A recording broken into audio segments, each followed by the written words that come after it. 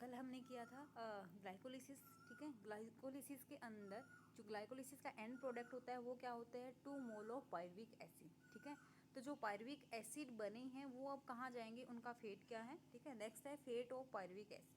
ठीक है, अब हायर प्लांट्स के टिश्यू जो होते हैं वो जनरली क्या होते हैं, कुछ टाइम के लिए इन एब्सेंस ऑफ O2 मतलब एनएरोबिक कंडीशन में सर्वाइव करते हैं। ठीक है, उसको बोलते हैं एनएरोबियोसिस।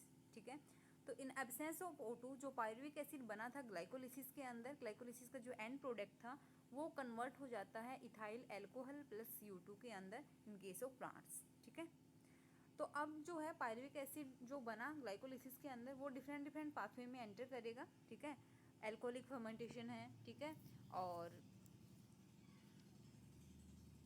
Alcoholic fermentation, lactic acid fermentation, butyric acid fermentation. ठीक है, एसिटिक एसिड फर्मेंटेशन, इन सब में डिफरेंट डिफरेंट बैक्टीरिया के अकॉर्डिंग अलग अलग पाथवे में एंटर करता है। ठीक है, तो सबसे पहले है एल्कोहलिक फर्मेंटेशन। एल्कोहलिक फर्मेंटेशन में क्या होता है, पायरुविक एसिड जो है वो कन्वर्ट होगा इथाइल एल्कोहल प्लस CO2 के अंदर। ठीक है, इसके जो है 2 स्टेप होते हैं, ये नहीं कि direct pyruvic acid ethyl alcohol के अंदर कन्वर्ट हो जाएगा। पहले क्या होगा, जो पायरुविक एसिड है सबसे पहले क्या होगा, जो पायरुविक एसिड हमें मिला है ग्लाइकोलिसिस से। ठीक है, उसका क्या होगा, डी कार्बोक्सिलेशन होगा, और डी कार्बोक्सिलेशन के थ्रू जो है ये कन्वर्ट हो जाएगा एसिटाल्डिहाइड के अंदर in the presence of enzyme pyruvic acid D carboxylase. D carboxylation हो रहा है तो क्या आएगा, डी कार्बोक्सिलेज। किसका हो रहा है, पायरुविक एसिड का, मतलब सबस्ट्रेट क्या है, पायरुविक एसिड, तो कंप्लीट एंजाइम क्या होगा, पायरुविक एसिड डी कार्बोक्सिलेज। ठीक है, एसिटाल्डिहाइड बना। अब इस एसिटाल्डिहाइड का क्या होगा, रिडक्शन होगा। ठीक है, और रिडक्शन से ये कन्वर्ट हो जाएगा किसके अंदर, इथाइल एल्कोहल के अंदर। ठीक है,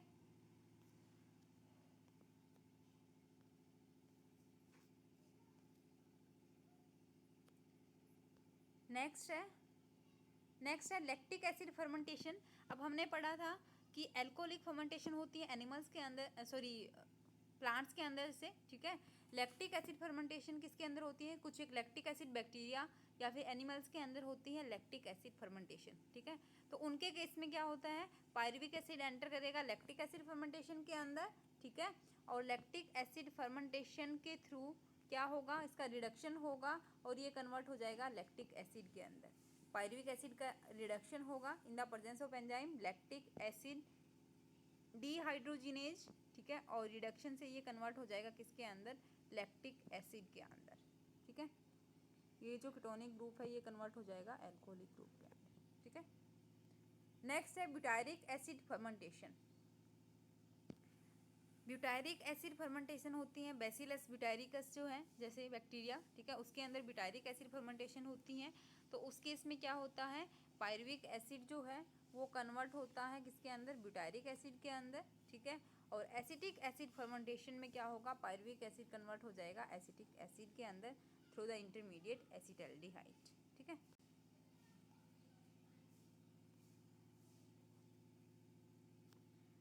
ये था एन एरोबिक रेस्पिरेशन हमने पढ़ा। ठीक है, एन एरोबिक रेस्पिरेशन के अंदर क्या क्या था, जैसे कि सबसे पहले ग्लाइकोलिसिस। ठीक है, ग्लाइकोलिसिस से जो हमें एंड प्रोडक्ट मिला था, क्या मिला था, पायरुविक एसिड के 2 मॉलिक्यूल। ठीक है, वो एंटर किए थे फिर डिफरेंट डिफरेंट पाथवे के अंदर। ठीक है, अब है एरोबिक रेस्पिरेशन। एरोबिक रेस्पिरेशन जो है उसमें क्या है, ब्रेकडाउन होता है रेस्पिरेटरी सबस्ट्रेट का। रेस्पिरेटरी सबस्ट्रेट जैसे कार्बोहाइड्रेट है। ठीक है, उनका ब्रेकडाउन होता है किसके अंदर, CO2 एंड वाटर के अंदर in the presence of oxygen. ठीक है, तो एरोबिक रेस्पिरेशन के 4 मेजर स्टेप्स होते हैं, मैंने आपको पहले ही बताया था। फर्स्ट क्या है यहाँ पे, glycolytic breakdown of glucose to pyruvic acid. मतलब क्या है, ये ग्लाइकोलिसिस है। और मैंने बताया था कि ग्लाइकोलिसिस जो है वो कॉमन पाथवे, ये एक ऐसा पाथवे होता है जो कि एरोबिक और एन एरोबिक रेस्पिरेशन दोनों के अंदर कॉमन होता है। ठीक है, तो सबसे पहले क्या होगा, ग्लाइकोलिसिस होगी रेस्पिरेटरी सबस्ट्रेट का। रेस्पिरेटरी सबस्ट्रेट यहाँ पे क्या है, जैसे ग्लूकोज है। ठीक है, तो ग्लूकोज का कन्वर्जन हो जाएगा किसके अंदर, पायरुविक एसिड के अंदर। 2 मॉलिक्यूल मिलेंगे हमें पायरुविक एसिड के by the single molecule of glucose. ठीक है, पायरुविक एसिड फिर क्या होगा, पायरुविक एसिड, अब ये हमने पढ़ा था कि ग्लाइकोलिसिस जो है उसकी साइट कहाँ होती है, साइटोसोल में। ठीक है, साइटोसोल के अंदर होती है ग्लाइकोलिसिस, मतलब पायरुविक एसिड का प्रोडक्शन कहाँ हुआ, साइटोसोल के अंदर। अब ये पायरुविक एसिड जो है ये कहाँ पे एंटर करता है, माइटोकॉन्ड्रियल मैट्रिक्स के अंदर, ठीक है। और मैट्रिक्स के अंदर उसका क्या होता है, ऑक्सीडेटिव डीकार्बोक्सिलेशन। पहले साइटोसोल से मूव करेगा ये माइटोकॉन्ड्रियल मैट्रिक्स के अंदर, और माइटोकॉन्ड्रियल मैट्रिक्स के अंदर इसका होता है ऑक्सीडेटिव डीकार्बोक्सिलेशन, ठीक है। पायरुवेट डीहाइड्रोजिनेज एंजाइम प्रेजेंट होता है वहाँ पे, ठीक है। तो ऑक्सीडेटिव डीकार्बोक्सिलेशन के थ्रू ये कन्वर्ट हो जाएगा एसिटाइल कोए के अंदर, जो कि क्या होती है, एक्टिव फॉर्म होती है एसिटिक एसिड की, ठीक है। अब ये एसिटाइल कोए जो है ये एंटर करता है क्रेब्स साइकिल के अंदर, टीसीए साइकिल के अंदर, ट्राइकार्बोक्सिलिक एसिड साइकिल के अंदर, ठीक है। और टीसीए साइकिल के बाद क्या होता है, टर्मिनल ऑक्सीडेशन और फॉस्फोराइलेशन, ठीक है, जिसके अंदर एटीपी प्रोडक्शन होता है। तो ये 4 स्टेप है एरोबिक रेस्पिरेशन के, एक एक करके करते हैं। तो इसमें ग्लाइकोलिसिस तो हम पढ़ चुके हैं, जो हमने एनाएरोबिक के अंदर किया था, एनाएरोबिक रेस्पिरेशन के अंदर सेम वही होगा, ठीक है। तो वो तो हो चुका है। सेकंड स्टेप क्या है, ऑक्सीडेटिव डीकार्बोक्सिलेशन। ऑक्सीडेटिव डीकार्बोक्सिलेशन में क्या, ग्लाइकोलिसिस जो फर्स्ट स्टेप था उससे हमें मिले पायरुविक एसिड के 2 मॉलिक्यूल, ठीक है। लेकिन ये अभी है कहाँ, साइटोसोल के अंदर है।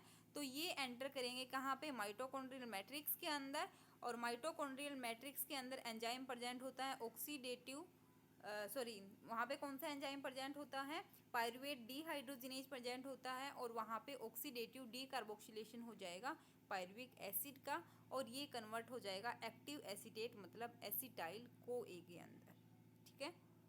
को एंजाइम ए जैसे अटैच होगा तो क्या कर देगा, एसिटिक एसिड को एक्टिव फॉर्म में चेंज कर देगा, ठीक है। तो एक्टिव एसीटेट बन जाएगा through the process of oxidative decarboxylation. अब स्टेप्स क्या क्या हैं, कैसे हुआ है ये, सबसे पहले होगा डीकार्बोक्सिलेशन। पायरुविक एसिड जो बना था वो कंबाइन करेगा किसके साथ, टीपीपी के साथ, और टीपीपी है थायमिन पायरोफॉस्फेट,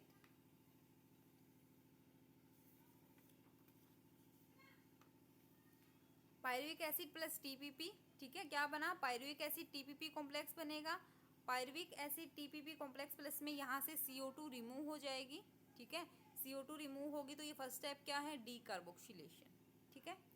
सेकंड क्या होगा, पायरुविक एसिड टीपीपी कॉम्प्लेक्स जो यहाँ पे बना है, ठीक है, वो कंबाइन करेगा लाइपोइक एसिड के साथ,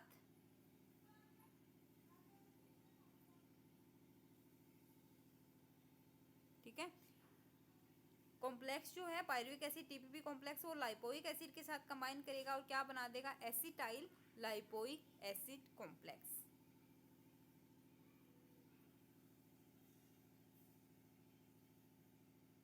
एसिटाइल लाइपोइक एसिड कॉम्प्लेक्स, ठीक है। टीपीपी यहाँ से रिमूव हो जाएगा, टीपीपी के प्लेस पे क्या आ जाएगा, लाइपोइक एसिड आ जाएगा, ठीक है। एसिटाइल लाइपोइक एसिड कॉम्प्लेक्स जो बना है वो क्या किसके साथ कंबाइन करेगा, को एंजाइम ए के साथ कंबाइन करेगा, को एंजाइम ए आएगा यहाँ पे, ठीक है। तो acetyl lipoic acid complex plus TPP ये कंबाइन करेगा एसिटाइल को ए के साथ, तो किस में चेंज हो जाएगा, ये एसिटाइल को ए के अंदर चेंज हो जाएगा, और लाइपोइक एसिड किस में हो जाएगा, क्या हो जाएगा, इसका रिडक्शन हो जाएगा, ठीक है। यहाँ पे को एंजाइम ए आ जाएगा तो क्या बन जाएगा, एसिटाइल को ए बन जाएगा, और रिड्यूस लाइपोइक एसिड यहाँ से रिलीज हो जाएगा, ठीक है। अब ये जो रिड्यूस लाइपोइक एसिड है ये इसका क्या हो जाएगा, ऑक्सीडेशन होगा, ऑक्सीडाइज लाइपोइक एसिड, और जो एसिटाइल को हमें चाहिए था यही, ठीक है। एसिटाइल को जो है अब किसके अंदर चला जाएगा, क्रेब्स साइकिल के अंदर या फिर टीसी साइकिल के अंदर, ठीक है। क्लियर है यहाँ तक।